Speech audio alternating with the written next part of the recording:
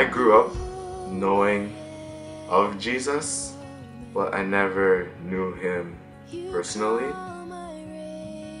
When I was a kid, there was a bunch of rules that my mom and dad used to always tell me, such as you can't eat this certain food, you can't watch TV on Saturday, you can't go out with your friends Friday nights.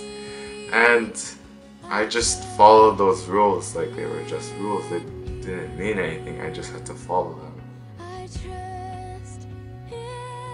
Before, I used to easily get jealous of material things that my friends had, specifically electronics. Everything I saw, I was like, oh, why can't I have this? Why can't I have that? And it easily made me unhappy because I looked for the things that I didn't have, and I thought that if I only had these things, I could really be happy. When I was 14 years old, I woke up one day with an extreme pain. First we went to the walk-in clinic. They said I had a urinary tract infection, but then my mom didn't believe them. So we went to Branson Hospital and they told me I had appendicitis. So then I was transferred to Sick Kids Hospital, and I was there for about a day, and then I had my surgery the next day. It was such a shock to me that a little thing in your body called the appendix could cause you so much pain, and this just happened in one day. But things could just happen.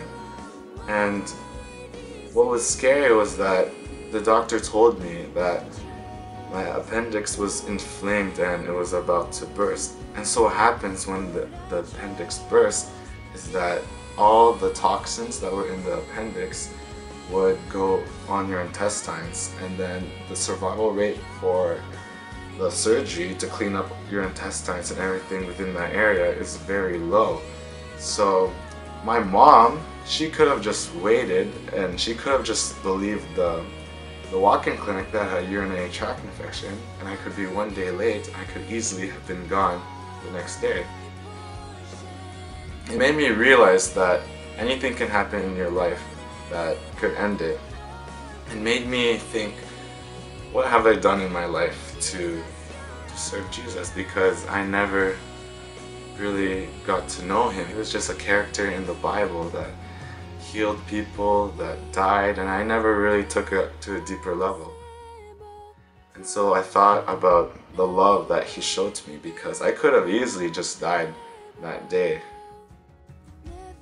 I spent 2 weeks in the hospital with terrible pain. I was just laying down in my bed and I was taking morphine. Still, that didn't really help. My time in the hospital was a time where I could really think about what I've done in my life, because I always go to church, but it didn't really mean much to me. I started going to Bible studies that Pastor Allen held, and me and Pastor Allen used to run twice a week, and after our run we used to have prayer walks around the track. That really helped my prayer life to become deeper, because it was just me walking around the track, and before it was hard for me to talk to God. Walking around the track gave me a lot of alone time to really think about what God has done for me, and to see how much he loves me, how much he has provided for me. Jesus to me is my savior. Every time I think about it, I always get emotional. He came down onto this earth. He became a human. He became us. And he suffered so much just for people like me, people who didn't even know him. After developing a relationship with God, Jesus is like my friend. I can tell him any of my problems, and it really feels like he's there with me.